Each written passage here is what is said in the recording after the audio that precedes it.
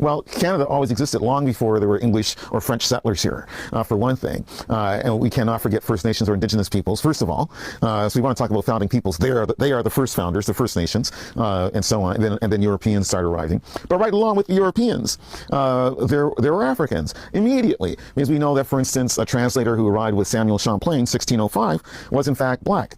Portuguese, Samuel da Costa.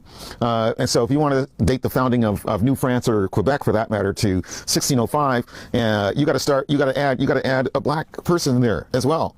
And so you cannot, and we know that slavery began in New France right away, 1608. There's a record of a black slave in what is now Quebec.